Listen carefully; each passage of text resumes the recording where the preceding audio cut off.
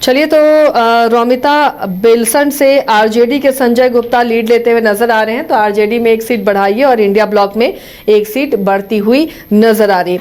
हरलाखी बहुत दिलचस्प यहाँ का भी मुकाबला है। जेडीयू के सुधांशु शेखर और सीपीआई से राकेश कुमार पांडे चुनावी मैदान में है। तो हरलाखी का मिजाज कैसा है, किसे फेवर कर रही है ये सीट? रंजन, देखिए, मधुबनी पिछली बार पूरी तरह से एनडीए के पक्ष में दिखा था। इस बार हालांकि थोड़ा फाइट जो है यहाँ पर देखने को मिल रहा है। मधुबनी जिले की हम बात कर रहे हैं, लेकिन रोमिता, मधुबनी जिले में ये अपडेट कर लें, हरलाखी की सीट भी, और जी हरलाखी से ही हमने शुरुआत की है। हरलाखी की सीट, मधुबनी आप जिला अपडेट कर लें और हरलाखी विधानसभा की बात हम कर रहे हैं। हाँ, तो देखिए यहाँ पर सुधांशु शेखर जेडीयू से चुनाव लड़ रहे हैं। राकेश कुमार जो है, राकेश कुमार पांडे, वो सीपीआई से हैं। और एक चीज की चर्चा जरूर करना चाहूंगा कि पिछली बार उनके पिता राम नरेश पांडे सीपीआई के टिकट पर चुनाव लड़े थे। तो अब तक हम लोग ये बातें अन्य पार्टियों में देखते थे। तो अब लेफ्ट ने भी जो है राम नरेश पांडे के बाद उनके बेटे राकेश कुमार पांडे चुनाव लड़ रहे हैं। यहाँ से जनसुराज ने रत्नेश्वर ठाकुर भूमियार हैं, उनको कैंडिडेट दिया है।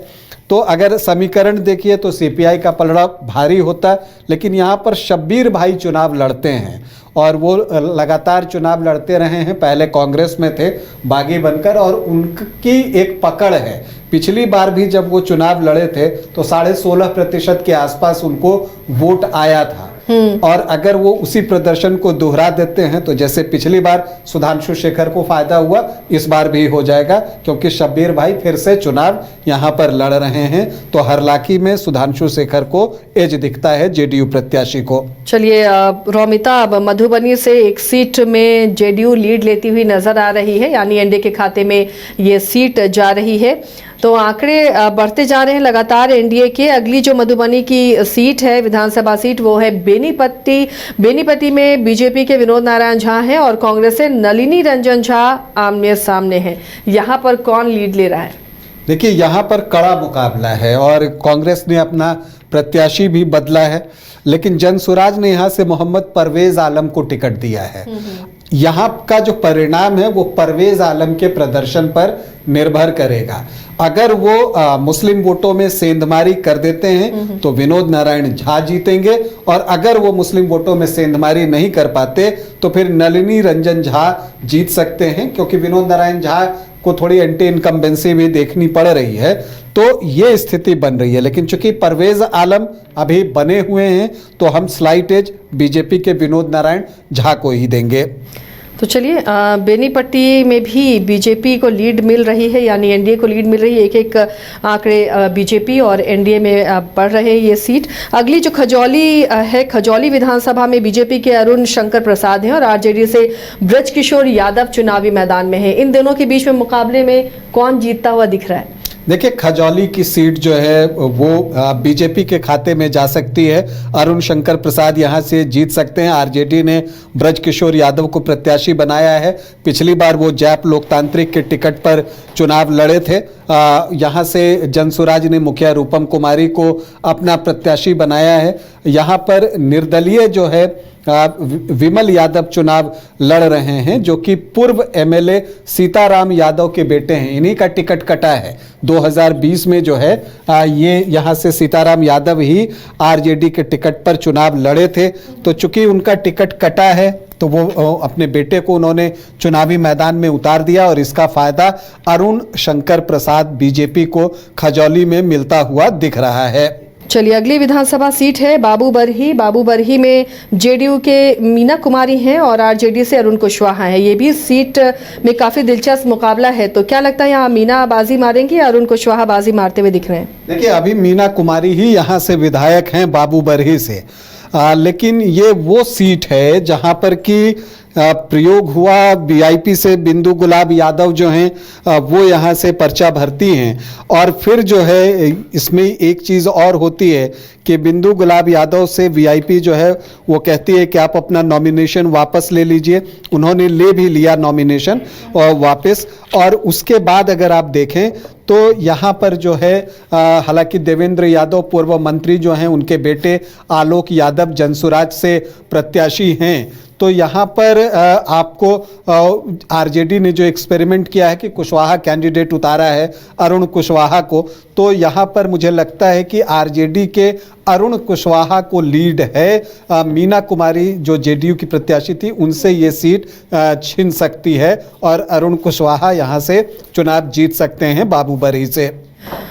चलिए रोमिता, तो आरजेडी एक सीट इंडिया ब्लॉक के खाते में बाबूबरही से लाती हुई नजर आ रही है। स्कोर बोर्ड अपडेट कर ले अपना।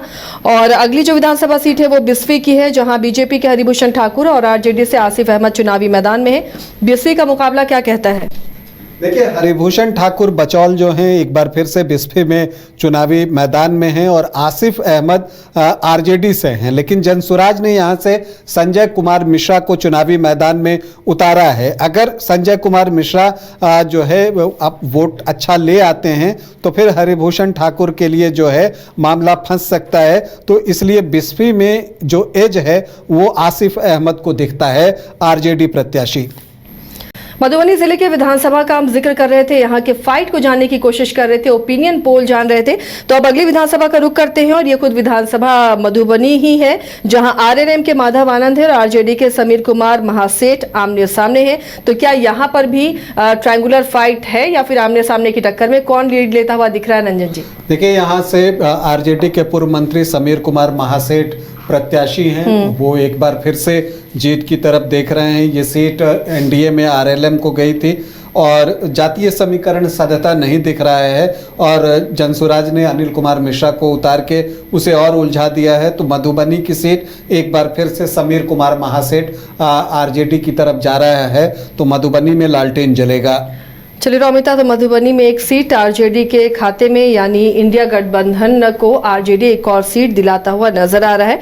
अब अगली विधानसभा जो है वो राजनगर एससी आरक्षित ये सीट है। बीजेपी के सुजीत पासवान यहाँ से चुनावी मैदान में और उनके सामने है विष्णुदेव मोची। तो यहाँ पर के मुकाबले में कौन बाजी मारता हुआ दिख रहा है? सबसे सेफ सीट बीजेपी के लिए कह सकती हैं पूरे मधुबनी में सुजीत पासवान जो है वो राजनगर में कमल खिलाएंगे, ये सुरक्षित सीट है। चलिए, तो बीजेपी के खाते में यानी एनडीए के खाते में मधुबनी की एक और विधानसभा सीट। झंझारपुर में भी काफी दिलचस्प मुकाबला। यहाँ मंत्री नीतीश मिश्रा बीजेपी के कोटे से हैं, सीपीआई से राम नारायण यादव हैं। तो क्या यहाँ पर कैडर वोट काम करेगा या फिर से कमल खिलेगा? देखिए, यहाँ पर जगन्नाथ मिश्रा के बेटे नीतीश मिश्रा बीजेपी की तरफ से हैं और राम नारायण यादव पिछली बार भी थे, उस तरह का मुकाबला नहीं दे पाए। अगर यहाँ से आरजेडी चुनाव लड़ता तो कुछ बेहतर हो सकता था। नीतीश मिश्रा एक बार फिर से झंझारपुर में जीतने वाले हैं। बीजेपी रोमिता एक सीट बीजेपी यानी एनडीए के खाते में एक और सीट झंझारपुर से जाने वाली है। फूलपरास में जेडीयू की शीला कुमारी हैं और कांग्रेस के सुबोध मंडल हैं। फूलपरास में क्या लग रहा है रंजन जी? देखिए, इस बार फूलपरास में कांग्रेस ने एक्सपेरिमेंट किया है। आमतौर पर ब्राह्मण कैंडिडेट कांग्रेस देते आई थी, लेकिन इस बार उन्होंने धानुक कैंडिडेट ही उतारा है। शीला मंडल भी धानुक हैं, तो दो धानुक जो हैं वो एक दूसरे का मुकाबला कर रहे हैं और जनसुराज ने जो है जरूर ब्राह्मण कैंडिडेट यहां से दिया है। तो अगर ब्राह्मण कैंडिडेट जलेंद्र मिश्रा की तरफ जाएंगे तब तो शीला कुमारी को परेशानी होगी और अगर नहीं गए तो फिर शीला कुमारी जो है ये सीट निकाल सकती हैं। टफ फाइट है, मुश्किल है बताना, लेकिन एज अगर देना है तो शीला कुमारी मंडल को देना होगा। चलिए, तो जेडीयू यानी एनडीए के खाते में ये सीट जा रही है मधुबनी की। लौकहा एक विधानसभा और मधुबनी जिले में, जिसमें जेडीयू के सतीश कुमार शाह हैं और आरजेडी से भारत भूषण मंडल है। तो क्या मुकाबला दिलचस्प है या एक तरफा दिख रहा है? भारत भूषण मंडल जो है वो अभी सिटिंग विधायक हैं आरजेडी से, लेकिन जनसुराज ने यहाँ से रेणु यादव को टिकट दे दिया है और सतीश कुमार शाह को जो है जेडीयू ने प्रत्याशी बनाया है। तो यहाँ का जो जातीय समीकरण है उन सारी चीज़ों को देखकर लगता है कि इस बार सतीश कुमार शाह लौकहा से जीत हासिल कर सकते हैं।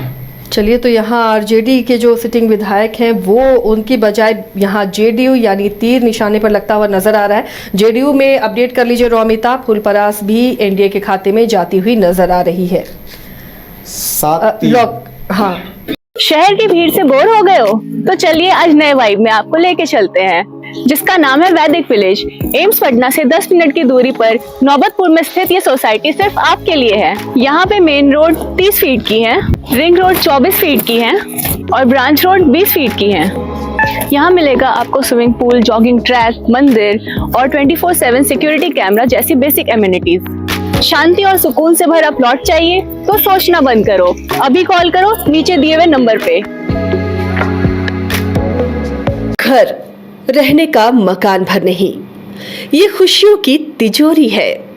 दरवाजे पर दस्तक देता पड़ोस, खिड़कियों से उमड़ आता आसमां, तारों में उलझी ऐसी ना जाने कितनी दास्तां।